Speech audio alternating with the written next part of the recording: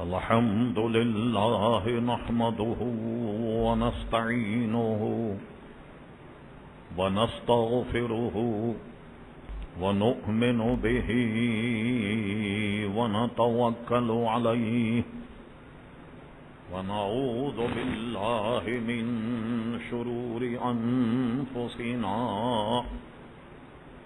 ومن سيئات أعمالنا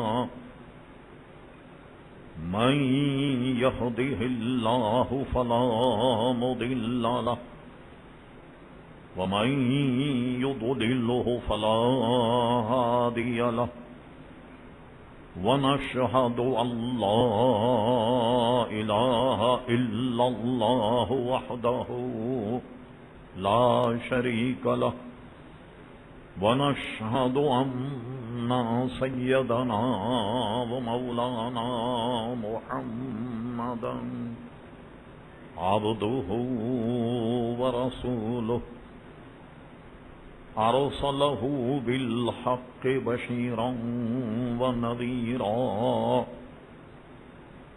صلى الله تعالى على خير خلقه سيدنا محمد وآله وصحبه أجمعين أما بعد فأعوذ بالله من الشيطان الرجيم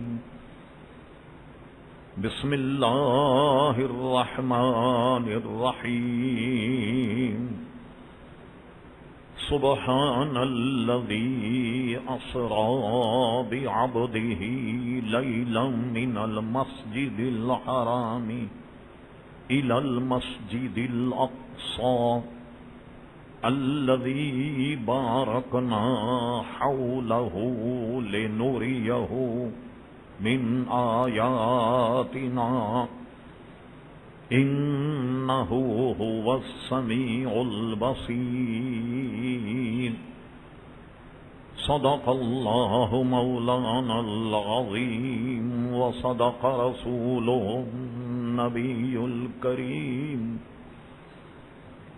إن الله وملائكته يصلون على النبي يا أيها الذين آمنوا صلوا عليه وسلموا تسليما اللهم صل على سيدنا ومولانا محمد معدن الجود والكرم وآله وبارك وسلم صلاة وسلاما عليك يا سيدي يا رسول الله. محترم حاضرین مجلس، نہایت ہی مختصر حمد و صلات کے بعد اس فقیر حقیر نے آپ حضرات کے سامنے قرآن مجید فرقان حمید سورہ بنی اسرائیل 15ویں پارے کی ابتدائی آیت مقدسہ تلاوت کرنے کا شرف حاصل کیا. قبل اس کے کہ کچھ عرض کیا جائے، اللہ تبارک و تعالی سے دعا فرمائیں کہ وہ اپنے پیارے حبیب لبیب نبی کریم رؤوف الرحیم علیہ افضل الصلاۃ والتسلیم کے صدقے و طفیل مجھے حق کہنے کی توفیق عطا فرما. ہم تمام شرکاء محفل کو اللہ تبارک و تعالی حق سن کر حق کو قبول کرنے کی اور اس پر عمل کرنے کی توفیق عطا فرما. جو حضرات مسلسل جمعے کی تقریر سماعت فرماتے ہیں، ہم نے گزشتہ 2 جمعوں کے موقع پر معراج النبی صلی اللہ تعالی علیہ وسلم کے چند نکات آپ حضرات کی خدمت میں رکھیں. ایک بات تو ہم نے یہ بیان کی کہ حضور صلی اللہ تعالی علیہ وسلم کو دو معجزے اللہ تبارک و تعالی نے وہ عطا فرمائے جو کسی نبی کو بھی اس سے مشرف نہیں فرمایا، اور جتنے معجزات حضور علیہ السلام لے کر آئے یا جن کا اظہار ہوا، حضور علیہ الصلاۃ والسلام کی شان ان معجزات سے بھی بہت بلند۔ حضور علیہ الصلاۃ والسلام کی حیثیت میں کہ معجزات سے حضور علیہ السلام کی ذات بلند۔ دو معجزے اللہ تعالیٰ نے حضور کا ایسے عطا فرمائے جو حضور علیہ السلام کی شان کے لائق، شایان شان۔ وہ کیا ہے؟ ایک تو قرآن مجید فرقان حمید آپ کو عطا فرمایا، دوسرا معجزہ معراج شریف میں اپنے دیدار سے مشرف فرمانا۔ یہ دو معجزے کسی اور کو اللہ تبارک و تعالی نے خصوصاً معراج النبی کسی اور کو اللہ نے عطا نہیں فرمایا، اور حضور کو ان دونوں سے مشرف کیا گیا۔ پھر ہم نے گزشتہ جمعے جن کا تعلق کچھ ہماری نصیحت سے تھا انہیں ہم نے بیان کیا کہ حضور علیہ الصلاۃ والسلام جب مسجد اقصی کی طرف گئے تو حضور کی امت کے چند بدعمالیوں پر جو سزائیں اللہ تبارک و تعالی نے رکھیں ان کو حضور علیہ السلام ملاحظہ فرماتے ہوئے گئے۔ اس پر ہم نے گزشتہ جمعے کچھ عرض کیا۔ آج ہم صرف معراج النبی کے قصے اور اس واقعے سے چند نکات بیان کرتے ہیں مختصر وقت میں کہ معراج النبی کیا ہے اور اس میں اللہ تبارک و تعالی نے کیا انعام اور اکرام حضور کو عطا فرمائے، اور حضور کے صدقے و طفیل رب کریم نے ہمیں کیا عطا فرمایا۔ ہم اس پر کچھ گفتگو کریں۔ سب سے پہلے آئیے قرآن مجید فرقان حمید کی آیت اور اس کی کچھ وضاحت۔ عموماً یہ کہا جاتا ہے کہ حضور علیہ السلام آسمانوں پر کیسے گئے، جنت میں کیسے گئے، عرش پر کیسے گئے۔ یہ تمام اعتراضات ان احمقوں کو اس وقت کرنے چاہیے کہ جب حضور نے یہ دعویٰ کیا ہو کہ میں گیا۔ جب اللہ تبارک و تعالیٰ فرما رہا ہے کہ میں لے گیا تو اب اعتراض کس پہ ہوگا؟ اللہ کی قدرت پر اعتراض ہوگا، اور اللہ تبارک و تعالیٰ تمام کمزوریوں سے پاک ہے۔ اس لیے فرما سبحان الذی اسری بعبدہ، لے گیا اللہ تبارک و تعالیٰ اپنے پیارے حبیب بندہ خاص یعنی نبی کریم علیہ الصلوۃ والسلام کو مسجد حرام سے مسجد اقصی تک، تو لے جانے والا اللہ تبارک و تعالیٰ، اور وہ ہر کمزوری اور عیب سے پاک۔ ایک بات صرف ہم اس آیت کی وضاحت میں کر رہے ہیں، مسلمانوں میں ہم اس کو موازنہ کریں تو بہت طویل ہو جائے گا۔ مسلمانوں میں اپنے آپ کو مسلمان کہلانے والے کئی طبقے ہیں جن کے معراج النبی کے معاملے میں اعتقادات بڑے مختلف ہیں۔ ان سب کو چھوڑیے، ایک طبقہ ہے نیچری اور اس سے ملتا ہوا غلام احمد قادیانی۔ ان کا کہنا یہ ہے کہ کوئی آدمی زمین سے آسمان پر جا ہی نہیں سکتا، ایک کرۂ نار ہے، ایک خلا ہے کہ جو چیز وہاں چلی جائے ادھر ہی کی ہو جاتی ہے، وغیرہ وغیرہ۔ یہ سب اس کا انکار محض مادی بنیادوں پر یا اپنے مشاہدے کی بنیادوں پر کرتے ہیں۔ ہم اس کے دلائل وافر مقدار میں رکھتے ہیں، لیکن آپ جانتے وقت کم ہوتا، لیکن اتنی بات سب کی سمجھ میں آ جائے گی کہ کوئی آدمی اگر اس زمین سے جنت میں یا عرش پر نہیں جا سکتا، اس کا مطلب ہے کہ کوئی آدمی وہاں سے آ بھی نہیں سکتا۔ پھر راستہ تو ایک ہی ہے، جب جا نہیں سکتا تو کوئی آ بھی نہیں سکتا۔ اب ہمارے مخالف جتنے وہ یہ بتائیں کہ حضرت آدم علیہ الصلوۃ والسلام جنت سے زمین پہ آئے یا نہیں۔ اب یہ گتھی کو وہ حل کریں کہ وہ کون سے راستے سے آئے۔ جو تم بتاتے ہو پریشانیاں اور جو پیچیدگیاں بتائی، انہی راستوں سے ہوتے ہوئے حضرت آدم علیہ السلام زمین پر آئے یا نہیں۔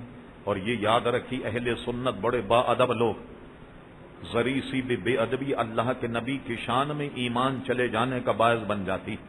بہت لوگ جن کا مطالعہ نہیں ہے یا علماء کی صحبت میں نہیں بیٹھتے، علماء کی تقریر نہیں سنتے، عموماً کہہ دیا کرتے ہیں کہ آدم علیہ السلام سے خطا ہوئی، وہ جنت سے نکال دیے گئے۔ معاذ اللہ، جنت سے نکالے نہیں گئے۔ ہم اردو استعمال کرتے ہیں جنت سے زمین پر تشریف لائے۔ اچھا کیا ہوا؟ کہنے لگے انہوں نے اللہ کی نافرمانی کی۔ اللہ تعالیٰ نے فرمایا تھا یہ گندم کا درخت ہے، ولا تقربا ہذہ شجرۃ، اس درخت کے قریب مت جائیے، فتکونا من الظالمین، ورنہ تم میرا حکم نہ ماننے والوں میں سے ہو جاؤ۔ آدم علیہ السلام نے گندم کھا لیا، اور گندم کھانے کے بعد اللہ تبارک و تعالیٰ نے ان کو زمین پر بھیج دیا۔ اچھا ہم پوچھتے ہیں کہ یہ بتائیے اگر آدم علیہ السلام گندم نہ کھاتے تو کیا جنت میں رہتے؟ کیا جنت کے لیے بنائے گئے؟ قرآن مجید سنیے، ارشاد باری تعالیٰ انی جاعل فی الارض خلیفہ، اے فرشتوں میں زمین کے واسطے خلیفہ بنانے والا۔ وہ تو بنائے گئے تھے زمین کے واسطے، وہ جنت میں رہنے کے لیے کب بنائے گئے؟ تو یہ بھی لوگوں کا ایک وہ ہے، یہ اپنی قدرت اور اس کاملہ کو وہی جانتا کہ رب کریم یہاں بھیج کر اتنی اولاد اور یہ دنیا کو بسانا چاہتا تھا اللہ تبارک و تعالی، ورنہ جنت سے نکالے گئے یہ نہیں، وہ تو آئے بنا کر کے بھیجے گئے زمین کے لیے کہ میں زمین کے واسطے اپنا خلیفہ بنا رہا ہوں۔ وہ جنت کے لیے کب بنائے گئے؟ غرض یہ تو جو آدمی اس زمین سے جنت میں نہیں جا سکتا تو گویا جنت سے زمین پر بھی نہیں آ سکتا۔ یہ بت ہی وہ سلجھائیں کہ آدم علیہ الصلوۃ والسلام جنت سے کون سے راستے آئے، کون سا سواری پر آئے، یہ ہمارے ذمے نہیں، یہ بات ان کے ذمے ہے۔ غرض کہ حضور علیہ السلام خود نے دعویٰ نہیں کیا کہ میں گیا، بلکہ رب کریم نے فرمایا ہم لے جانے والے۔ جب اللہ تبارک و تعالیٰ لے جانے والا ہے تو اللہ تعالیٰ تمام کمزوریوں سے پاک، اسی لیے فرمایا کہ رب کریم نے اس آیت کا گویا اس کی ابتدا اسی لیے اس جملے سے کہ سبحان الذی، پاک ہے وہ ذات۔ کیا مطلب ہوا؟ ہر قسم کی کمزوری، ہر قسم کے عیب، ہر قسم کے معاملات سے پاک ہے جو لے گیا اپنے بندے کو۔ کہاں سے لے گیا؟ سبحان الذی اسری بعبدہ لیلا من المسجد الحرام الی المسجد الاقصی، بہت ہی قلیل وقت میں اللہ تبارک و تعالی مسجد حرام سے مسجد اقصی تک لے گیا، جس کے لیے فرما بارکنا حولہ، جس کے ارد گرد ہم نے بڑی برکتیں رکھی ہیں، لنوریہ من آیاتنا، تاکہ ہم اپنے حبیب علیہ الصلوۃ والسلام کو کچھ نشانیاں دکھائیں، من آیاتنا، اپنی نشانیوں میں سے کچھ نشانیاں دکھائیں۔ انہ ھو السمیع البصیر، ایک ترجمہ تو مفسرین نے اس کا یہ کیا، اگر یہ ضمیر راجع ہو اللہ تبارک و تعالیٰ کی طرف تو کیا ترجمہ ہوگا؟ انہ ھو السمیع البصیر، کہ بے شک اللہ تبارک و تعالیٰ سننے والا اور دیکھنے والا۔ اور بعض علماء نے اس ضمیر کو حضور کی طرف رکھا، تو اس کا معنی پھر یہ ہوگا کہ بے شک حضور علیہ الصلوۃ والسلام سننے اور دیکھنے والے ہیں۔ اب سننے اور دیکھنے والے کیا ہیں؟ مزید اس کا ترجمہ یہ کیا گیا کہ انہ ھو السمیع البصیر کی ضمیر اگر حضور علیہ السلام کی طرف راجع ہو تو اس کا معنی پھر یہ ہوگا کہ وہ اللہ تبارک و تعالیٰ کے کلام کو سننے والے اور اللہ تبارک و تعالیٰ کو دیکھنے والے ہیں۔ یہ اس کا عزیزان گرامی ایک مختصر سا ہم نے تفسیری ترجمہ کیا۔ اب اس ترجمے کے بعد دو چار چیزیں آپ کے ذہن میں رہیں کہ حضور علیہ السلام کو معراج اتنے قلیل عرصے میں ہوئی کہ جس کا آپ تصور نہیں کر سکتے۔ جب اللہ تبارک و تعالی مسجد حرام سے مسجد اقصی لے گیا تو مسجد اقصی تمام بنی اسرائیلی جتنے بھی انبیاء کرام علیہ السلام آئے تقریباً یہ بیت المقدس ہی میں آئے، جو کئی ہزار انبیاء کرام کا مدفن ہے، کئی ہزار انبیاء کرام علیہ الصلوۃ والسلام اس بیت المقدس میں عزیزان گرامی دفن ہیں۔ اب لیجیے ہم ایک سرسری جائزہ پیش کرتے ہیں۔ حضرت سلیمان علیہ السلام کا مزار وہیں، حضرت داؤد علیہ السلام کا مزار وہیں، حضرت موسیٰ علیہ السلام کا مزار وہیں، حضرت یعقوب علیہ السلام کا مزار وہیں، حضرت ابراہیم علیہ السلام کا مزار وہیں ہے۔ اور اسی طریقے سے کہا گیا حضرت اسحاق علیہ السلام کی زوجہ حضرت لائقہ کا مزار بھی وہیں ہے، اور بلکہ حضرت سلیمان علیہ السلام کی جو حکومت تھی وہ بھی اسی بیت المقدس میں تھی۔ بعض تذکرہ نگاروں نے یہ بھی لکھا کہ ابھی تک وہ غار موجود ہیں، ابھی تک وہ ستون موجود ہیں کہ جن سے سلیمان علیہ السلام باندھ کر جنوں کو سزائیں دیا کرتے تھے۔ غرض یہ کہ یہ انبیاء کی سرزمین ہے۔ ایک بڑا لمبا واقعہ ہے، آپ نے سنا ہوگا، موسیٰ علیہ السلام کی موت کا وقت آیا، جب فرشتہ ان کی روح قبض کرنے کے لیے آیا تو موسیٰ علیہ السلام نے اس کے منہ پہ تھپڑ رسید کر دیا۔ جلالی پیغمبر تھے، حضرت اسرائیل کی آنکھ پھوٹ گئی۔ وہ آنکھ اس طریقے سے پکڑ کر اللہ کے دربار میں لے گئے، مولا تو نے ایسے نبی کے پاس بھیجا ہے کہ جس کے انتقال کا بھی کوئی اہتمام انسرام ہی نہیں۔ کہا ایسا کرو، آنکھ درست کر دی، اور اس کے بعد فرما اب جاؤ۔ اب جانے کے بعد بڑے قرینے سے کہنا کہ میں اللہ کا بھیجا ہوا ہوں، اور آپ کی عمر ختم ہو گئی، اور آپ کی اب میں روح قبض کرنے آیا ہوں، اور اگر موسیٰ علیہ السلام منع کر دیں، ان کے قریب ایک بیل کھڑا ہوگا، بیل کی پشت پر تم ہاتھ رکھنا، اور پشت پر ہاتھ رکھنے کے بعد جتنے بال تمہاری ہاتھ کے نیچے آئیں موسیٰ علیہ السلام کی عمر اتنی ہی اور بڑھا دی جائے۔ تو آپ نے دیکھا ہماری موت کا معاملہ کچھ اور ہے، مگر انبیاء کرام علیہ السلام کے موت کا مسئلہ کچھ اور۔ اسی لیے حدیث شریف میں ہے جس کو امام بخاری نے نقل فرمایا، حضور علیہ السلام نے ارشاد فرمایا، اللہ تبارک و تعالی نے اپنے بندے کو، اور اس سے مراد خود حضور علیہ السلام، اللہ تعالیٰ نے اپنے بندے کو یہ اجازت دے دی، وہ چاہے تو دنیا کو پسند کرے اور چاہے تو وہ آخرت اور ملاؤ الاعلیٰ کو پسند کرے، تو اس بندے نے آخرت کو پسند کر لیا۔ کوئی سمجھے ہی نہیں، لو سمجھے کسی کا قصہ حضور نے بیان کیا، مگر حضرت ابو بکر صدیق کو دیکھا وہ ایک کونے میں بیٹھے ہوئے زاروں قطار رو رہے۔ صحابہ نے کہا یہ کیا بات، کسی بندے کا حضور نے ذکر کیا؟ صدیق اکبر نے کہا یہ بندے خود حضور علیہ الصلوۃ والسلام ہیں، یہ حضور کے کلمات، یہ جملے یہ بتا رہے ہیں کہ حضور علیہ السلام کے وصال شریف کا وقت قریب آ گیا، اس لیے کہ انہوں نے ملاؤ الاعلیٰ اور آخرت کو پسند کر لیا اور دنیا کو پسند نہیں کیا۔ اس حدیث سے بھی پتہ لگتا ہے کہ انبیاء کرام علیہ السلام کا وصال، ان کی زندگی کا معاملہ ہم آپ کی طرح نہیں ہیں۔ ہم اگر کہیں آدھا منٹ بھی مانگ لیں کہ ذرا زکوٰۃ میں نے ادا نہیں کی تو چیک پر دستخطی کر دوں کہ کتنی میری زکوٰۃ نکلتی ہے، نہیں۔ کچھ لوگوں کا قرض رہ گیا بتا کے ثواب مل جائے، نہیں، ایک منٹ سیکنڈ کی بھی مہلت نہیں۔ مگر انبیاء چاہیں تو اور زندہ رہ سکتے ہیں، ان کی موت کا معاملہ ہی۔ اب آ گئے حضرت جبریل علیہ السلام کا، میں اللہ کا بھیجا ہوا آیا ہوں، اور آپ کی زندگی ختم ہو گئی، آپ کی موت کا وقت آ گیا۔ اچھا، اور اگر آپ نہیں چاہتے تو اتنی عمر آپ کی اور بڑھا دی جائے۔ فرما پھر کیا ہوگا؟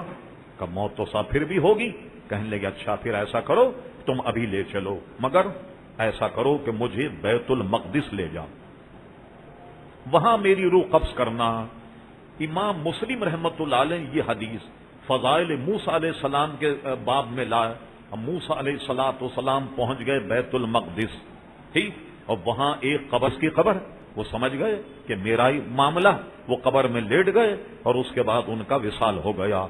علامہ امام نووی جو شافعیوں کے بہت بڑے امام، وہ اس حدیث کی شرح میں نیچے لکھتے کہ موسیٰ علیہ السلام نے یہ کیوں کہا کہ میں بیت المقدس جانا چاہتا ہوں؟ اس لیے کہ موسیٰ علیہ السلام اس سرزمین میں دفن ہونا چاہتے تھے جو انبیاء کی سرزمین ہے، جو برکت والی سرزمین ہے۔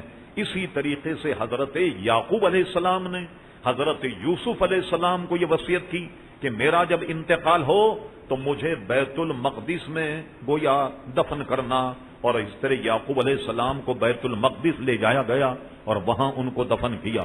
وہ انبیاء کی نگری ہے، اس لیے فرما بارکنا حولہ، جس کے ارد گرد ہم نے بڑی برکتیں رکھی ہیں، اور سب سے بڑی ایک برکت یہ کیا کم کہ وہ مسلمانوں کا قبلہ اول تھا۔ جب کعبہ ابراہیمی، قبلہ ابراہیمی جب تک مسلمانوں کا نہ بنا، اس وقت تک مسلمانوں کا قبلہ اول جو ہے وہ بیت المقدس تھا۔ عزیزان گرامی، تو مسلمانوں کا یہ قبلہ اول ہے۔ ایک دو منٹ میں آپ کے لے کر پھر اس کے بعد ہم حدیث معراج کی طرف آتے ہیں۔ آپ نے دیکھا، غور سے سنیے، 2-4 منٹ کی میری گفتگو، یہ مسلمانوں کا کیا تھا؟ قبلہ اول۔ سرزمین انبیاء کرام علیہم الصلاۃ والسلام، سلیمان علیہ السلام کی راجدھانی، داؤد علیہ الصلاۃ والسلام کا پائے تخت اور ان کی راجدھانی، اور بے شمار انبیاء، کم و بیش 1,24,000، جس کا علم اللہ تبارک و تعالیٰ کو ہے، کم و بیش، اس سے کم ہو یا زیادہ اللہ تبارک و تعالیٰ جانتا ہے۔ اکثر و بیشتر انبیاء کرام علیہ السلام بیت المقدس میں ہیں، مسلمانوں کے قبل اول۔ اب آپ اندازہ لگائیے، 47 میں پاکستان بنا، 48 میں اسرائیل بن گیا۔ اس بیت المقدس کی زمین پر قبضہ کرنے کے بعد 48 میں اسرائیل معرض وجود میں آ گیا۔ اب آپ یہ تو اس کے لیے بہت وسیع وقت چاہیے۔ اب آپ سیاحوں کے مقالے پڑھیں، میں نے کئی سیاحوں کے مقالے سرسری نہیں بلکہ بالاستیاط پڑھے، ایک ایک ورق کو میں نے پڑھا۔ چند سیاحوں کا میں ایک نمونہ آپ کے سامنے پیش کرتا ہوں۔ ایک سیاح یہ کہتا ہے کہ جس وقت بیت المقدس مسلمانوں کے پاس تھا، اس بیت المقدس میں دنیا بھر کے لوگ عیاشی کے لیے آیا کرتے، جوا کھیلنے کے لیے آیا کرتے، شراب پینے کے لیے آیا کرتے۔ مسجد اقصی اور یہ جو آپ دیکھتے ہیں مسجد صخرہ، جس کا ذکر میں کروں گا، جو آپ کو سنہری گنبد نظر آتا، ان کی سیڑھیوں سے جب آپ نیچے آئیں تو بالکل ادھر شراب خانے اور بدکاریوں کے اڈے، یہ سارے وہاں عزیزان گرامی موجود تھے۔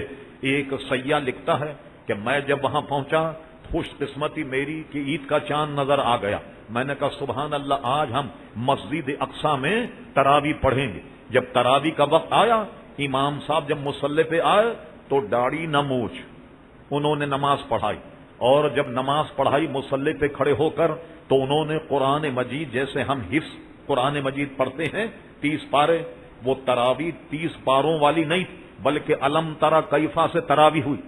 دیکھا آپ نے، جب مسلمان اپنے ان معاملات سے بے روری کا شکار ہو گئے تو اللہ تبارک و تعالیٰ نے مسلمانوں سے وہ چھین لیا۔ جب اللہ تبارک و تعالیٰ کی نعمت کی قدر نہیں کرو گے تو اللہ تبارک و تعالیٰ نعمتیں چھین لیتا۔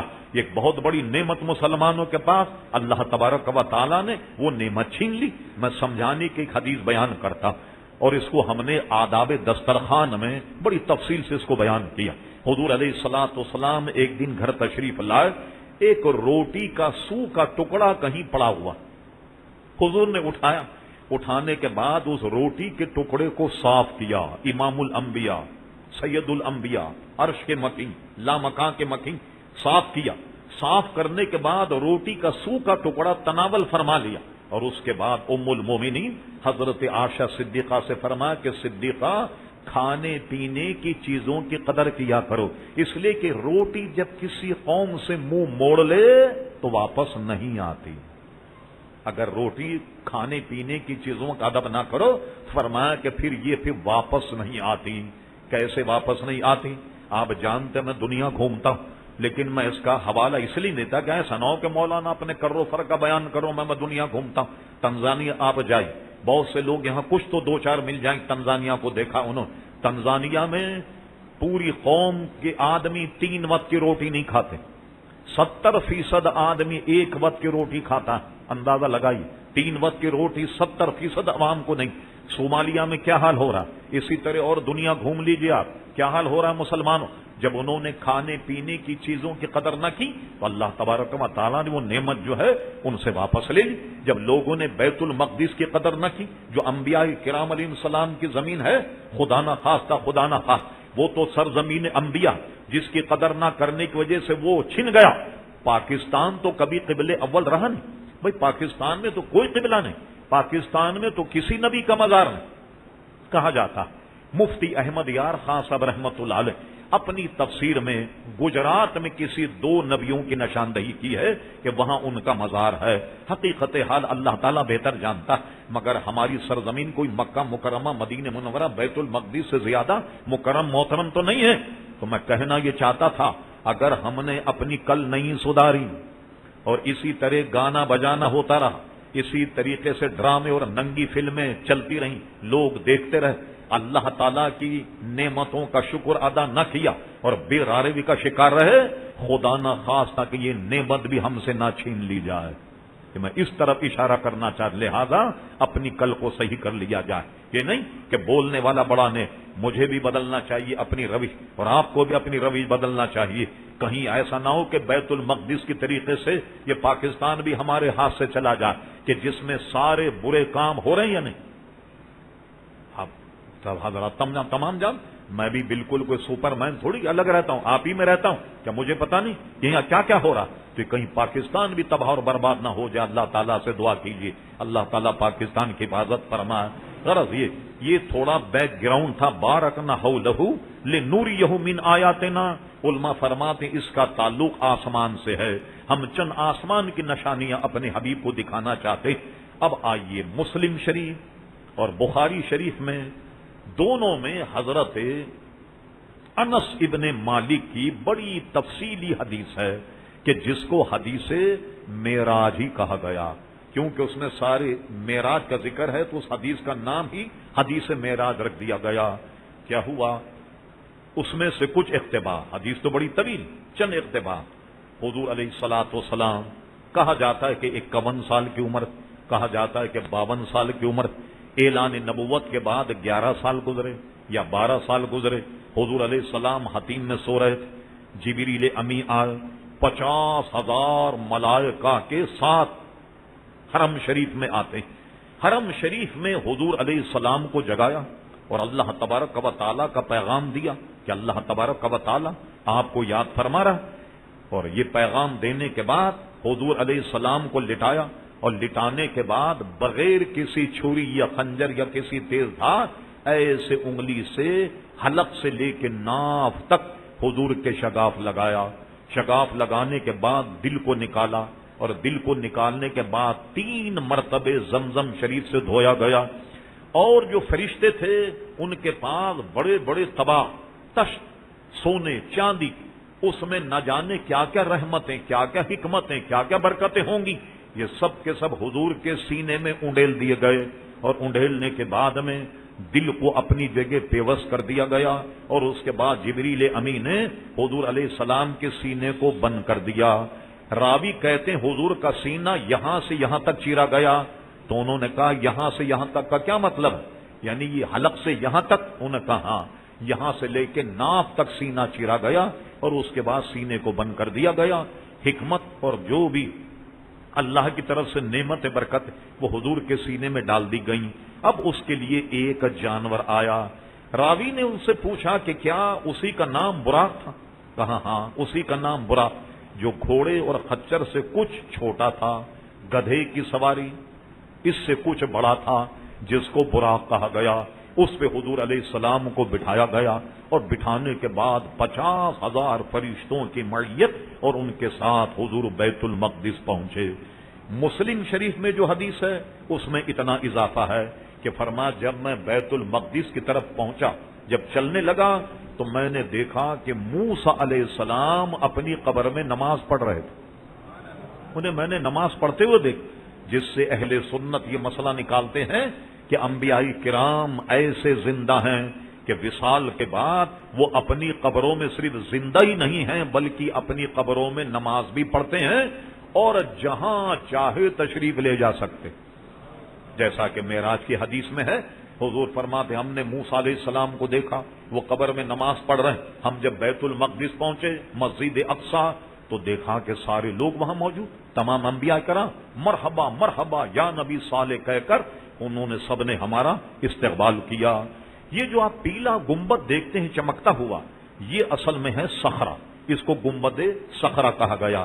صخرہ ایک چٹان کا نام کہ جس پہ حضور علیہ السلام براق سمیت جب اترے تو اترنے کے بعد جبریل امی نے اپنی انگلی سے اس چٹان میں ایسے سوراخ کر کے اور اس میں براق کو باندھا، اور باندھنے کے بعد حضور کو مسجد اقصی لے گئے. یہ ذہن میں رہے، یہ جو چمکدار سنہری گنبد نظر آتا ہے یہ مسجد اقصی نہیں، مسجد اقصی اس کے بالکل برابر میں کچھ ہی فاصلے پر ہے کہ جہاں حضور نے نماز پڑھائی. جبریل امین نے تمام میں حدیثوں کا مجموعہ بنا کر بیان کر رہا ہوں. جبریل امین نے صخرہ پر کھڑے ہو کر کے اذان کہی، اور اذان کہنے کے بعد آئے مسجد اقصی میں. تمام انبیاء کرام علیہ السلام کی صفیں درست ہو رہی ہیں. بتقاضۂ بشریت سب انسان ہیں، یہ ذہن میں بات آ رہی کہ آج یہ گروہ انبیاء، ان کی امامت کون کرے گا؟ شاید ابو البشر آدم علیہ السلام جو سارے نبیوں کے ابا ہیں، شاید وہ امامت کریں۔ ایک بات یہ تھی کہ اللہ کے خلیل ہیں، اللہ کے دوست، یہ بھی ابو الانبیاء ہیں، ان کے بعد سے سلسلہ شروع ہوا، شاید یہ امامت کریں۔ کہا جاتا ہے کہ حضرت نوح علیہ السلام یہ آدم ثانی ہیں، کیونکہ دنیا ساری طوفان نوح میں بہ گئی۔ اب اس کے بعد جب تولد کا سلسلہ شروع ہوا وہ نوح علیہ السلام سے شروع ہوا، شاید نوح علیہ السلام امامت کریں۔ مگر جبریل امی اذان کہہ کر آئے اور آنے کے بعد حضور جلوہ گر ہیں، آپ کا ہاتھ پکڑ کر آگے بڑھایا اور کہا یا رسول اللہ صلی اللہ علیہ وسلم، ہر چند کے اس مجمع آدم علیہ السلام بھی ہیں، نوح علیہ السلام بھی ہیں، موسیٰ علیہ السلام، ہارون علیہ السلام ہیں، حضرت ابراہیم علیہ السلام، اولو العزم انبیاء کرام سب موجود، لیکن آج امامت آپ فرمائیں گے۔ حضور نے امامت فرمائی اور امامت فرمانے کے بعد انبیاء کرام علیہ السلام چیدہ چیدہ کھڑے ہوئے، اور کھڑے ہونے کے بعد حضور علیہ السلام کی شان میں انہوں نے خطبے پڑھے اور حضور کی تعریف اور توصیف بیان فرمائی۔ اب اس کے بعد حضور صلی اللہ علیہ وسلم جبریل امی کے ساتھ اب آسمان پر تشریف لے گئے۔ ایک روایت تو یہ کہ حضور براق پر ہی جلوہ گر، اور ایک روایت یہ ہے کہ معراج اصل میں ایک سیڑھی کو کہتے، کہا جاتا کہ بیت المقدس سے آسمان تک ایک سیڑھی لگائی گئی، اس کی کیفیت کو اللہ ہی بہتر جانتا اور اس کا رسول بہتر جانتا کہ جبریل امی حضور علیہ السلام کے ساتھ آسمان پر گئے۔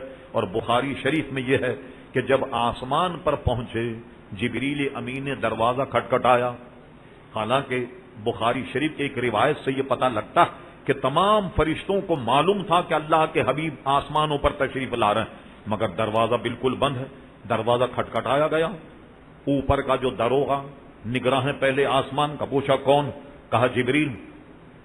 کہا اکیلے آئے ہو کوئی اور بھی ساتھ میں؟ کہا حضور علیہ الصلوۃ والسلام ساتھ میں۔ اچھا یہ بتائیے یہ خود آئے ہیں یا بلوائے گئے؟ جبریل امی نے کہا کہ نہیں، اللہ تبارک و تعالیٰ نے ان کو بلایا۔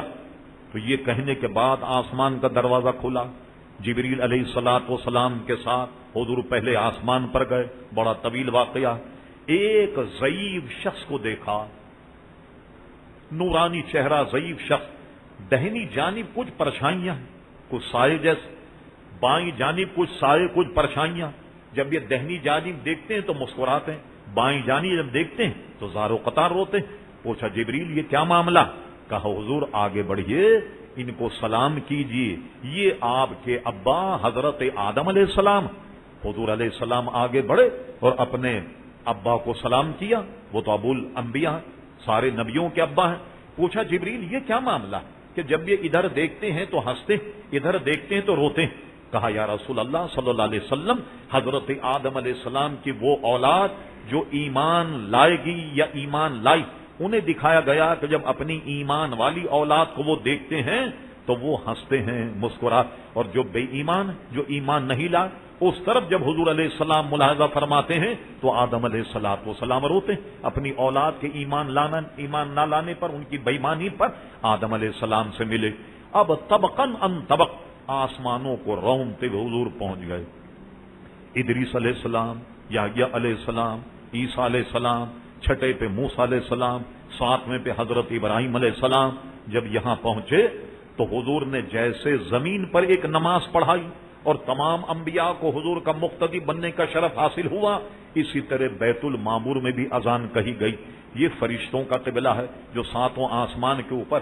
علماء ایک اندازہ بیان کرتے ہمیں سمجھانے کے لیے کہ بالکل جہاں کعبہ ہے اس وقت مکہ میں، بالکل اس کی سیدھ میں ساتویں آسمان پر بیت المعمور ہے، اور وہ اتنے بالکل سیدھ میں ہے کہ علماء نے سمجھانے کے لیے بتایا کہ بیت المعمور سے کوئی پتھر پھینکا جائے، فضا ہموار ہو، کوئی ناگوار نہ ہو، سیدھے جب پتھر پھینکا جائے تو بیت اللہ شریف کی چھت پہ گرے گا، یعنی اتنی اوپر وہ بیت المعمور ہے۔ وہاں اذان کہی گئی اور تمام آسمان کے فرشتوں کو یہ شرف حاصل ہوا کہ انہوں نے حضور علیہ الصلوۃ والسلام کی اقتداء میں عظیمانِ گرانی نماز ادا فرمائی۔ اب نماز ادا کرنے کے بعد حضور علیہ السلام نے جنت کو ملاحظہ فرمایا، ہزاروں مقامات طے کرنے کے بعد سدرہ پہنچے۔ جب سدرہ پہنچے ایک بہت زبردست آواز آئی کہ جس سے سارے آسمان گونج گئے، سبحان اللہ الحمدللہ۔ حضور نے پوچھا جبریل یہ کیا معاملہ ہے؟ فرمایا کہ یہ ایک درخت ہے جس کو بیری کا درخت کہا جاتا ہے، یہ سدرہ، اور سدرہ پر وہ فرشتے جو اللہ کی تسبیح بیان کرتے ہیں، یہ وہ فرشتوں کی تسبیح کی آواز ہے کہ جس کو آپ نے سماعت فرمایا۔ کہا جاتا ہے کہ یہ جبریل امی کی حد ہے، فرشتوں کی حد یہیں تک ہے، اس سے آگے نہیں بڑھ سکتے۔ اب کیا ہوا؟ حضور نے فرمایا آگے چلو۔ اب جبریل امی نے کہا حدیث شریف میں کہ اب میں ایک قدم بھی آگے بڑھا تو تجلیات الہی سے جل کر خاک ہو جاؤں گا۔ آگے آپ کا مقام، آگے آپ تشریف لے جائیے۔ یہاں دو باتیں جبریل امی سے ہوئیں۔ ایک بات کا تذکرہ تو عزیزان گرامی مولانا روم رحمت اللہ تعالی نے کیا، اور دوسری بات کا تذکرہ ہمارے دیگر اکابر علماء نے کیا۔ جبریل سے مذاکرہ ہوا، وہ سنیے بڑا دلچسپ۔ ایک مولانا روم نے یہ نقل کیا کہ جبریل امی نے کہا حضور ابھی تو آپ مجھے انسانی شکل میں دیکھتے تھے دنیا میں، کیا آپ کی اجازت ہے کہ میں آپ کو اپنی اصل شکل دکھاؤں کہ جبریل ہے کون؟ کیا اس کی اجازت ہے؟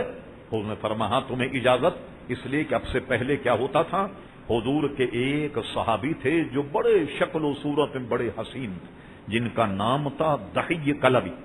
کبھی جبریل امی ان کی صورت میں آتے اور وہ حضور سے کچھ ارشاد فرماتے، کہتے، لوگ سمجھتے کہ حضرت دحیہ کلبی، وہ چلے جاتے۔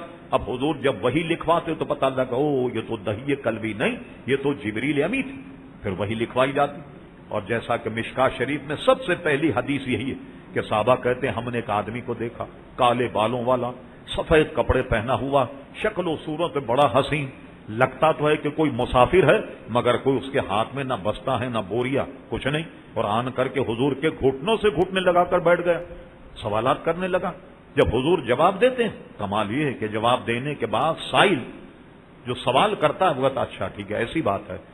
جب حضور اسے جواب دیتے ہیں حضور کی تصدیق کرتا بالکل آپ بالکل ٹھیک فرما۔ کہا عجیب سائل سوال بھی کر رہا جواب دے تو اس کی تصدیق بھی کر رہا، جیسے لگتا ہے کہ پہلے سارے معاملات ہوں، اگر طویل حدیث ہے۔ اب اس کے بعد جب وہ فرشتہ وہ شخص جاتا تو حضور نے فرمایا جانتے ہو کون شخص تھا؟ فرمائیے جبریل امی تھے، تمہیں تمہارا دین سکھانے آئے تھے۔ تو مختلف لباس میں جبریل امی جو ہیں وہ اس طریقے سے حاضر خدمت ہوتے۔ آج میں آپ کو اپنا مقام دکھانا چاہوں، فرمایا دکھاؤ اپنی اصل حیثیت۔ جبریل امی نے اس طریقے سے اپنے پر کھولے، مولانا روم نے لکھا کہ جبریل امی کے 600 پر تھے، 600 پر، اور ایک پر اتنا بڑا تھا کہ پوری زمین اس کے لیے کافی نہیں ہو سکتی تھی۔ یہ جبریل کا مقام، اور اس پر مولانا روم تبصرہ کرتے یہ تو مقام جبریل تھا۔ اگر حضور جبریل امی سے کہتے کہ جبریل میں اپنا مقام دکھاؤں، شاید حضور اپنا مقام دکھاتے تو جبریل امی قیامت تک بے ہوش پڑے رہتے، اس لیے کہ مقام مصطفیٰ کوئی جانتا ہی نہیں۔ اس لیے فرمایا ابو بکر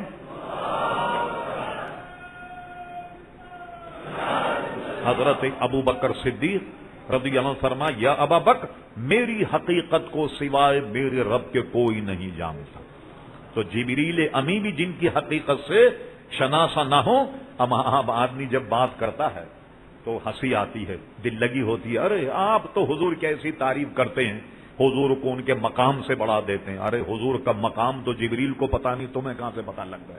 حضور کو مقام سے بڑھا دیتے ہیں۔ اللہ اکبر، حضور کا مقام بہت بلند اور بالا، بلکہ علماء نے ایک بات کتنی پیاری کو اس کو ذہن میں رکھ لیں تو کبھی پریشانی نہیں۔ فرما سنو، وہ مت کہنا جو یہود اور نصارہ نے کہا، بس کیا مطلب کہ یہ اللہ کے بیٹے ہیں معاذ اللہ، یا اللہ کی اولاد، بس یہ مت کہنا۔ اور جتنی شان بیان کرو گے پیارے مصطفیٰ کی، مقام مصطفیٰ اس سے بھی بلند ہے۔ بس خدا کا بیٹا مت کہنا، خدا کی اولاد مت کہنا، اور تعریف اور توصیف میں جتنی باتیں کرو مقام مصطفیٰ صلی اللہ علیہ وسلم اس سے بھی عزیزانے کی بلند اور اس سے بھی بالا۔ تو کوئی مقام حضور کا جان نہیں، جبریل امی حضور کے مقام سے واقف نہیں، میں اور آپ کیا عزیزان گرامی جان۔ پھر اب علم و فضل میں حضرت صدیق اکبر سے بڑھ کر دنیا میں کوئی عالم نہیں اس امت میں۔ لیکن حضور نے فرمایا ابو بکر تم بھی میری حقیقت کو نہیں جانتے، میری حقیقت کو سوائے میرے رب کے کوئی نہیں جانتا۔ اور بعض اکابر علماء نے حضور کی شان میں کلام کیا، لکھنے کے بعد مشائخ فرماتے ہیں کہ ذرا سا اس منزل میں قدم رکھا کہ شان مصطفیٰ کیا ہے، فرماتے پھر وہ آدمی گونگا ہو گیا، وہ گونگا ہو گیا کہ اس کے بعد کوئی الفاظ نہیں کہ کیا کہے، اس کے پاس کوئی جملے نہیں کہ کیسے بیان کرے، تو وہ آدمی پھر گونگا ہو جاتا ہے۔ جو مقام معرفت میں پہنچتا ہے کہ جس پر کچھ مقام مصطفیٰ منکشف ہونے لگ جائے، اس کے پاس وہ عقل، وہ خرد نہیں، بلکہ وہ گونگا ہو جاتا ہے، اس کے پاس بیان کرنے کے لیے لفظ اور اس کے لیے الفاظ ہی عزیزان گرامی نہیں۔ تو یہ تو جبریل کا مقام تھا۔ اب آئیے ایک مقام کو علماء نے بیان کیا کہ جبریل امین حضور سے ایک درخواست کی، وہ درخواست کو ملاحظہ فرمائی، وہ درخواست کیا، اور اپنا مقام آپ سوچیے، آپ کا اپنا مقام کیا؟ کہنے لگے حضور آپ اللہ کے دربار میں جا رہے ہیں، ظاہر ہے کہ اللہ تبارک و تعالیٰ کے دربار میں مشربہ دیدار ہوں گے، میری ایک درخواست، اور وہ درخواست یہ ہے کہ صرف رب کریم کے دربار سے مجھے یہ منظوری مل جائے، یعنی جبریل امی کو، کہ یا رسول اللہ آپ کی امت جب پل صراط پر سے جائے تو میں اپنے پروں کو پل صراط پر بچھا دوں کہ آپ کے غلام ساتھ خیریت کے پل صراط سے چلے جائیں۔ آپ نے دیکھا آپ تو بڑے سینئر آدمی، آپ کا مقام تو بہت بلند اور بالا کہ جبریل امی جیسا فرشتہ جو اللہ تعالیٰ سے سب سے زیادہ قریب اور تمام انبیاء کرام علیہ السلام پر وہی لاتا رہا، اس کی خواہش یہ ہے کہ امت محمدی جب پل صراط سے گزرے تو وہ اپنے پروں کو پھیلا دے۔ اعلی حضرت امام اہل سنت مولانا شاہ احمد رضا خان فاضل بریلوی عشق میں تو یہ کہہ گئے، اہل صراط روح امی کو خبر کریں، جاتی ہے امت نبوی فرش پر کریں۔ کہتے ہیں کہ جاؤ صراط والوں جبریل امی سے کہو کہ آئیں، اور تم نے جو وعدہ کیا اور منظور بھی ہو گیا رب کے دربار سے، اب ایسا کرو کہ فرش پر کریں، اپنے پروں کو فرش کر دیں، یعنی پل صراط پر بچھا دیں تاکہ ہم غلام جو ہیں وہ ساتھ خیریت کے چلے جائیں۔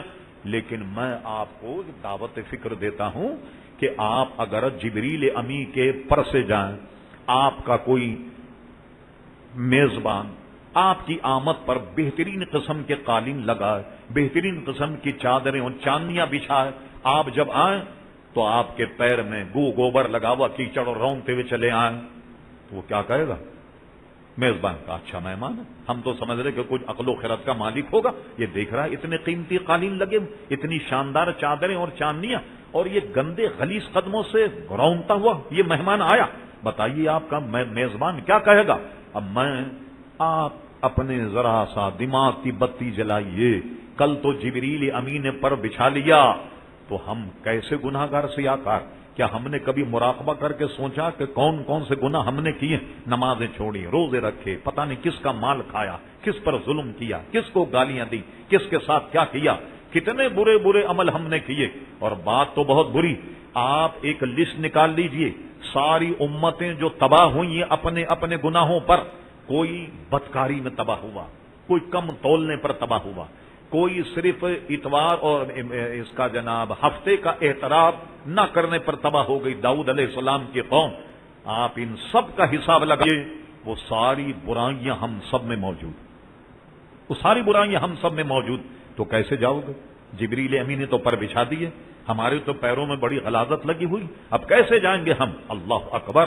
آئیے ہم یہی سوال اعلی حضرت امام اہل سنت فاضل بریلوی کی بارگاہ میں کہتے ہیں، جس نے پہلے تو یہ کہہ دیا کہ اہل صراط روح امی کو خبر کریں، جاتی ہے امت نبی فرش پر کریں۔ کہا حضور یہ تو بہت مشکل ہو گئی، ہم تو نہایت گناہگار سیاکار بیکار فقیر حقیر پرتفسیر بے توقیر نفس شریف، کیا کیا ڈگریاں ہمارے پاس، ہم فرشتے کے پر سے کیسے جائیں؟ تو اعلی حضرت امام اہل سنت نے کتنا عمدہ مصرع کہا، فرماتے ہیں پل سے اتارو راہ گزر کو خبر نہ ہو، حضور کی بارگاہ میں التجا کرتے ہیں، پل سے اتارو راہ گزر کو خبر نہ ہو، جبریل پر بچھائیں تو پر کو خبر نہ ہو۔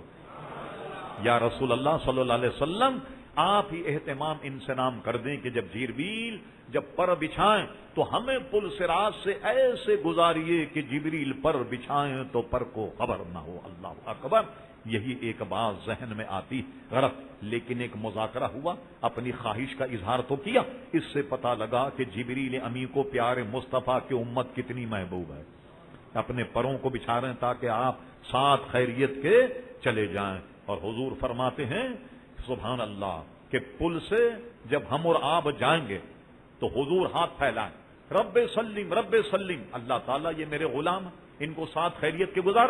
تو امام اہل سنت اس موقع پہ فرماتے ہیں اب پل سے رضا وجد کرتے گزریے کہ ہے رب سلم صدائے محمد۔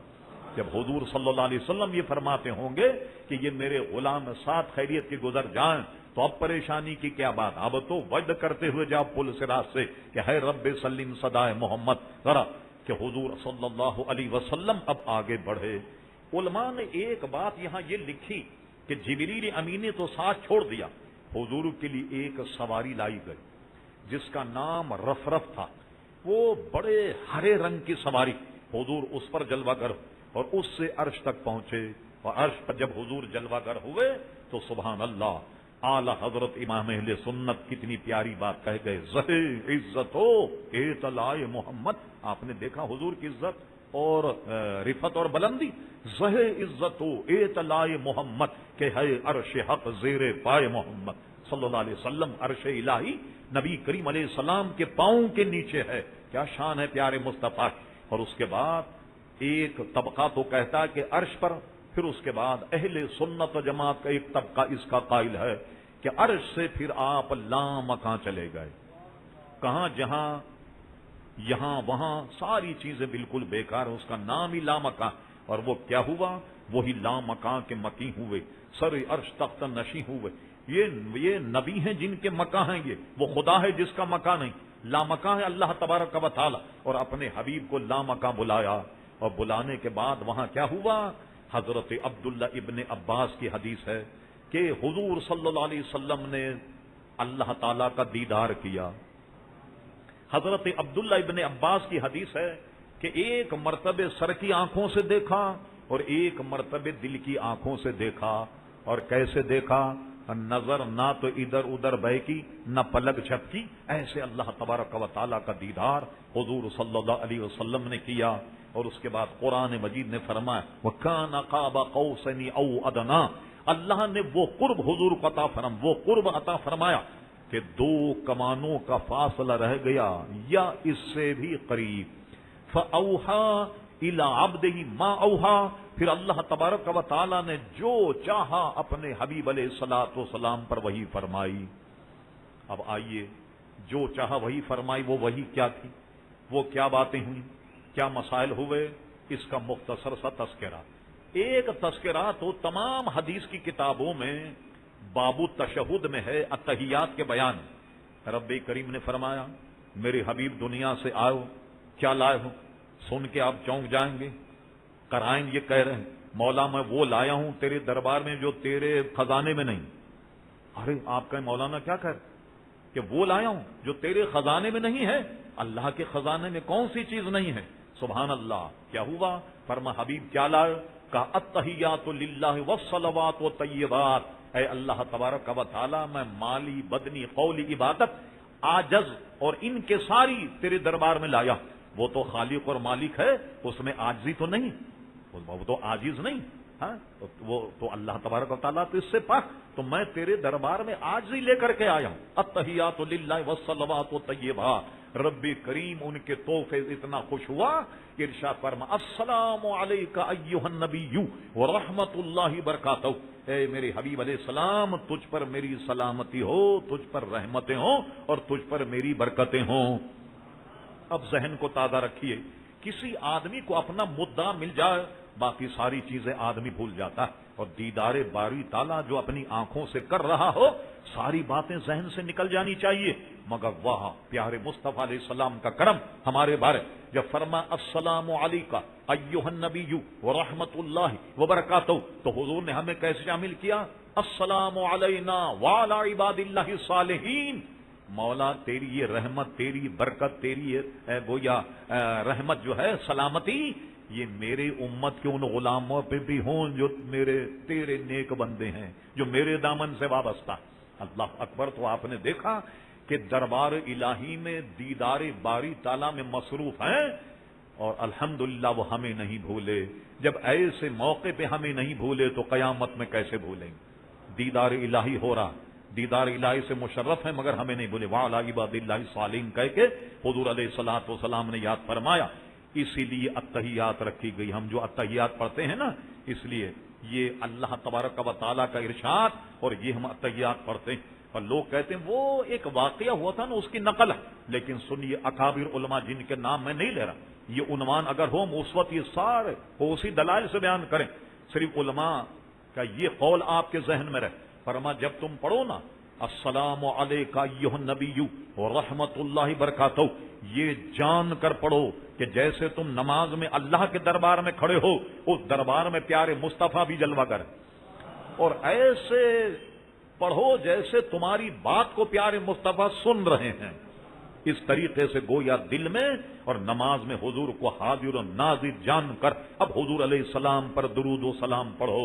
اور اس کے بعد اسی باب میں ایک حدیث، السلام علینا وعلی عباد اللہ الصالحین، کہ اللہ تعالیٰ یہ سلامتی، یہ رحمتیں میرے ان نیک بندوں پر بھی ہوں جو میرے دامن سے وابستہ ہیں۔ حدیث شریف میں فرمایا کہ جب آدمی التحیات میں پڑھتا ہے السلام علینا وعلی عباد اللہ الصالحین، تو زمین اور آسمان میں جتنے اللہ کے نیک بندے تمہارے سلام کو سنتے ہیں، تمہارے سلام کو سنتے ہیں۔ تو میں کہہ رہا فاوحا الی عبدی ما اوحا، ایک تو اس بات کا پتہ لگا کہ یہ ہوا، ایک بات تو یہ ہوئی، دوسری بات کیا ہوئی؟ وہ مختلف حدیثوں میں، انس بن مالک کی حدیث میں بھی، بخاری میں، مسلم میں بھی ہے، وہ یہ ہے کہ اے میرے حبیب صلی اللہ علیہ وسلم، ہم نے آپ کی امت پر 50 نمازیں فرض کر دیں۔ لیجیے 50 نمازوں کو لے کر دیدار باری تعالیٰ سے مشرف ہو کر اب حضور تشریف لا رہے ہیں، عرش پر آئے، 7ویں آسمان پر آئے، وہ بھی عبور کر لیا، 6ٹھے آسمان پر آئے، موسیٰ علیہ السلام مل گئے۔ حضور کیا تحفہ ملا اللہ کی بارگاہ؟ کہا 50 نمازیں ملی ہوں۔ کہا کیا کر رہے ہیں آپ، جائیے، میں تو اپنی امت کو آزما چکا، ان پر تو 2 وہ 2 برابر نہیں پڑھ سکتے، تو آپ جائیے اس میں تخفیف کروائیے، 50 تو آپ کی امت نہیں پڑھ سکے۔ موسیٰ علیہ السلام نے توجہ دلائی، حضور پھر پہنچ گیا اللہ تعالیٰ کے دربار میں۔ اللہ تعالیٰ نے فرمایا میرے حبیب کیسے آئے؟ کہا مولا یہ نمازیں بہت زیادہ ہیں۔ فرما تم آئے ہو، لو تخفیف کر دیتے، 5 نمازیں کم کر دی، 45 لے کر آئے۔ پھر موسیٰ علیہ السلام نے بھیجا، پھر 5 کم ہو گئیں۔ لیجیے ہوتے ہوتے 5 رہ گئیں۔ اب یہاں سوال یہ پیدا ہوا، سبحان الذی اسری بعبدہ لیلا، یہ تو اس قلیل رات میں اللہ نے تو ایک مرتبہ بلایا اپنے حبیب کو، یہ 6ٹھے آسمان پر آ کر دوبارہ کیسے چلے؟ اور رب نے بھی نہیں فرمایا دوبارہ تم کیسے آئے؟ آپ کو تو اجازت نہیں آنے کی، یہ کہ جا ہی نہیں سکتے، لیکن سبحان اللہ رب کریم نے یہ نہیں فرمایا کوئی سرزنش یا تعلیم، حبیب کیسے آئے؟ مولا نمازیں زیادہ ہیں، فرما آئے لو تحفہ لے جاؤ، 5 کم کیے دیتے، 5 کم ہو رہی۔ اس سے پتہ لگا کہ اللہ کے حبیب اللہ کے دربار میں ایسی رسائی رکھتے ہیں کہ جتنی مرتبے چاہیں، جب چاہیں اللہ کے دربار میں پہنچ جائیں، جب چاہیں اللہ تعالیٰ کے دربار میں پہنچ جائیں۔ پتا آپ نے کتنا بلند مقام ہے پیارے مصطفیٰ علیہ السلام کا۔ اس کو ایک اشارے میں اعلی حضرت امام اہل سنت مولانا شاہ احمد رضا خان فاضل بریلوی رحمۃ اللہ علیہ فرماتے ہیں، قصر دنا تک کس کی رسائی، جاتے یہ ہیں آتے یہ ہیں۔ بار بار جانا آنا یہ کس کی رسائی سوائے پیارے مصطفیٰ صلی اللہ علیہ وسلم کے کس کی رسائی ہو سکتی ہے؟ تو یہ جاتے یہ ہیں آتے یہ ہیں، بار بار گئے۔ اور پھر اس کے بعد کیا ہوا؟ 5 رہ گئیں۔ موسیٰ علیہ السلام کہنے لگے جائیے، اس میں بھی کمی کرائی، اس لیے کہ میں تو اپنی امت کو آزما چکا ہوں کہ وہ 2 نہیں پڑھ پائی، اب اس میں بھی کمی کرائی۔ ہم لوگ سوچ رہے ہیں بیٹھے ہوئے یقیناً کہ ہر چکر پر 5 معاف ہو رہی، اگر 1 پھیرا اور لگا لیتے تو سارا معاملہ ہی ختم ہو جاتا، نہ مسجد کی ضرورت، نہ امام کی، نہ مؤذن کی، نہ کمیٹی کا صدر، نہ جناب سیکریٹری، کچھ نہیں، کچھ بھی نہیں ہوتا، چلیے 5 یہ بھی معاف ہو جاتا۔ دل تو یہ کہتا، لیکن آپ نے کبھی غور کیا کہ اگر حضور جا کر یہ 5 معاف کرا کے لے آتے تو سامان مغفرت کیسے لاتے؟ اپنی نجات کا سامان کہاں سے لات، اپنی مغفرت کا سامان کہاں سے لات؟ یہ بھی پیارے مصطفیٰ کا کرم ہے کہ نہیں گئے اور کہا موسیٰ اب مجھے جاتے میں حیا اور شرم آ رہی، اب میں نہیں جاؤں گا، اتنی رہنے دو، ورنہ یہ نہیں کہا کہ میں جا نہیں سکتا۔ چلیے 5 رہ گئی، سبحان اللہ۔ اور فرمایا گیا کہ میرے حبیب نمازیں تو ہیں 5، مگر ہمارے دربار کا قاعدہ یہ ہے، ہم نے تمہیں دی 50 اور ہمارا قاعدہ یہ کہ ہر ایک کا اجر و ثواب 10 گنا ملتا ہے، تو آپ کے غلام پڑھیں گے تو 5 ہی، مگر اجر و ثواب ہم 50 کا عطا فرمائیں گے۔ یہ صاحب 50 کا ادا کریں۔ ایک بات اور جو ہر دفعہ میلاد النبی میں کہتے ہیں ایمان کی تازگی کے لیے، یہ نمازیں موسیٰ علیہ السلام بار بار بھیج رہے ہیں، کم کرائیے کم کرائیے، یہ پڑھنی حضرت موسیٰ علیہ السلام کو دی، ہمیں پڑھنی، یہ بار بار کائے کے لیے بھیج رہے ہیں؟ ایک نقطہ سمجھ میں آتا ہے، وہ نقطہ کیا ہے کہ موسیٰ علیہ السلام نے اپنی زندگی میں کہا تھا، اے اللہ تبارک و تعالی میں تیرا دیدار کرنا چاہتا ہوں، تو جواب کیا ملا؟ لن ترانی، تم ہرگز نہیں دیکھ سکتے۔ موسیٰ علیہ السلام نے اصرار کیا، وہ بھی اللہ کے حبیب ہیں، اللہ کے چہیتے نبی ہیں، رب کریم نے منع فرمایا نہیں کر سکتے، کہا نہیں میں دیدار کرنا چاہتا ہوں۔ جب انہوں نے اصرار کیا، اللہ نے فرمایا اچھا اس پہاڑ پر کھڑے رہو، سامنے کے پہاڑ پر ذرا دیکھو، سامنے کے پہاڑ پر اللہ تبارک و تعالیٰ کی نور کی تجلی جب پڑی، موسیٰ علیہ السلام اس تجلی کو دیکھ کر بے ہوش ہو گئے، نہیں دیکھ پائے۔ اب کیا ہوا؟ حضور جب دیکھ کے آئے اللہ تبارک و تعالیٰ، تو حضور کے چہرے پر بڑی نورانیت ہے، بڑا نور ہے، اللہ کو دیکھ کر آ رہا ہے، اللہ کا دیدار کر، پیشانی پر بڑی کہکشاں۔ اور اعلی حضرت امام اہل سنت نے کتنا پیارا جملہ یہ فرمایا کہ حضور علیہ السلام جب رب کو دیکھ کر آئے تو پیشانی کا عالم یہ تھا کہ چاند و سورج مچل مچل کر جبین کی خیرات مانگتے تھے، ہاں یہ عالم تھا حضور کی نورانیت کا۔ اب کیا ہوا؟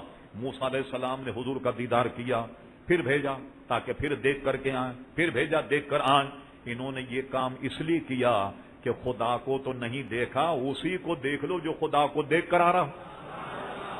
بھائی خدا کو تو نہیں دیکھ، اسے دیکھو جو خدا کو، اس لیے بار بار بھیج رہے ہیں۔ اور دوسری ایک بات اور اس سے معلوم، ہم اور آپ اہل سنت ہیں وسیلے کے قائل۔ ذرا غور فرمائیے، یہ 50 سے 5 نمازیں ہونا یہ موسیٰ علیہ السلام کا وسیلہ تھا یا نہیں؟ موسیٰ علیہ السلام نے کہا تو حضور تشریف لے گئے، موسیٰ علیہ السلام کا وصال ہوئے، ہزاروں برس گزر گئے، ہزاروں برس گزرنے کے بعد اس امت مسلمہ موسیٰ علیہ السلام نے مدد کی یا نہیں؟ اب دیکھو ہم لڑتے جھگڑتے نہیں، بڑے ادب والے لوگ ہیں۔ استاد زمن شہین شاہ سخن مولانا حسن فاضل بریلوی فرماتے ہیں، حسن سنی ہے افراط و تفریط اس سے کیوں کر کہ ادب کے ساتھ رہتی ہے روش ارباب سنت۔ ہم تو بڑے ادب والے لوگ، لیکن ادب سے ہم اتنا تو کہہ سکتے ہیں بھائی دیکھو ہم تو ہیں انبیاء اولیاء کی مدد کے قائل، زندگی میں بھی وصال کے بعد ہم تو پڑھیں گے 5، جو انبیاء اولیاء کی مدد کا قائل نہیں اس کو چاہیے کہ وہ پڑھے پوری 50۔ میں صحیح کہتا ہوں کہ سارے فتنے ختم ہو جائیں، کیونکہ ایک فریق تو نماز ہی پڑھتا رہے گا 24 گھنٹے، اس کو فرصت نہیں ملے گی آپ پہ کوئی فتویٰ لگا، نہ ہم سے ملاقات کی فرصت ہوگی، کچھ نہیں، سارا نظام صحیح ہو جائے گا۔ وہ پڑھیں 50 گھنٹے ہیں 24، نمازیں 50، اوسط نکالیے تو 20 منٹ میں ایک نماز، جو 20 منٹ میں ایک نماز پڑھے تو وقت ملے گا اس کو؟ کوئی وقت نہیں ملے گا اس کو۔ لیکن ہم تو چونکہ ماننے والے اس لیے ہم 50 پڑھیں گے، اور اللہ کے حبیب کے واسطے سے اللہ کا ارشاد کیا ہے کہ پڑھیں گے 5 مگر ثواب، اجر و ثواب اللہ تبارک و تعالیٰ 50 ہی کا عطا فرمائے گا۔ بس جیسے حضور گئے اور واپس آئے، سب سے بڑی نعمت اللہ کا دیدار ہے۔ کل ہم اور آپ انشاءاللہ تبارک و تعالیٰ قیامت میں، جنت بھی بہت بڑی نعمت، جنت کے بے شمار ثمرات، کبھی فرصت ہو تو سورہ رحمان اٹھا کر کے دیکھیے، ترجمے میں کیا کیا نعمتیں اللہ تعالیٰ نے جنت ایک ایک کا ذکر کر کے پھر فرما فبأي آلاء ربكما تكذبان، کیا کیا نعمت جھٹلاؤ، ساری نعمتوں رب کریم نے ذکر کیا۔ مگر کل قیامت میں جنت کے علاوہ سب سے بڑی نعمت یہ ہوگی کہ تمام مسلمانوں کا اللہ کا دیدار حاصل ہوگا۔ اگر ہم حضور کے دامن سے وابستہ رہے، صحیح معنی میں حضور کے غلام رہے، تو اللہ تعالیٰ کا دیدار قیامت میں ہر مسلمان کو انشاءاللہ تبارک و تعالیٰ ہوگا۔ اور ایک بات یہ ذہن میں رکھیے، آپ عشاء کی نماز میں آئے، اس کے بعد یہ محفل ہوئی، نماز ایسا فریضہ ہے کہ تمام جو احکامات ہیں وہ سب زمین پر آئے، مگر جب نماز کی فرضیت کا موقع ہوا تو اللہ تبارک و تعالیٰ نے عرش پر بلایا، آسمانوں پر بلایا، اور لامکاں بلانے کے بعد اللہ تبارک و تعالیٰ نے نماز عطا فرمائی۔ پھر کتنا بڑا تحفہ ہے نماز کا، اور کیسا فریضہ ہے۔ عرش اعظم پر بلا کر اللہ تبارک و تعالیٰ نے نماز عطا فرمائی اور اپنے دیدار سے مشرف فرمایا، اور موسیٰ علیہ السلام اصرار کر رہے ہیں مگر انہیں دیدار نہیں ہوا، اس لیے کہ دیدار سے تو حضور علیہ السلام ہی کو مشرف کرنا۔ اعلی حضرت امام اہل سنت مولانا شاہ احمد رضا خان فاضل بریلوی نے کتنا پیارا نقطہ بیان کر دیا، تبارک اللہ شان تیری تجھی کو زیبا ہے بے نیازی، تبارک اللہ شان تیری تجھی کو زیبا ہے بے نیازی۔ کہیں تو وہ جوش لنترانی اور کہیں تقاضے وصال کے۔ موسیٰ علیہ السلام کہا جا رہا کہ نہیں تم ہرگز نہیں دیکھ سکتے، اور حضور جب گئے اللہ نے وہ قرب بخشا، وہ قرب وکان قاب قوسین او ادنی، اتنا قریب ہوا اللہ تعالیٰ کہ دو کمانوں کا فاصلہ یا اس سے بھی زیادہ قریب، یہ شرط سے کسی نبی کو مشرف نہیں کیا گیا۔ اور اس تحفے سے اگر فائدہ اٹھانا چاہتے ہو تو پکے نمازی ہو جاؤ۔ ہم اور آپ کو تو معراج نہیں ہوگی، یہ ان کی معراج تھی، اور ہماری معراج یہ ہے کہ 5 وقت ہم نماز پڑھیں، مسجدوں میں آئیں۔ حضور علیہ السلام نے اس کو ہماری معراج عطا فرمایا۔ حضور کے معراج سے ہمیں صدقہ یہ ملا نماز کی صورت میں کہ ہر موقع پہ ہم مسجد میں حاضر ہوں یا اللہ کے دربار میں حاضر ہوں اور نماز پڑھیں، یہ ہماری عزیزان گرامی معراج ہے۔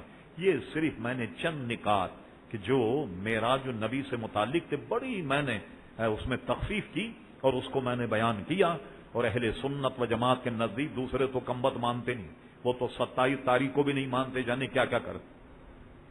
ایک مفتی صاحب نے جو پمفلیٹ نکال کر کے چھاپ دیا ہے کہ کوئی 27 تاریخ وغیرہ نہیں۔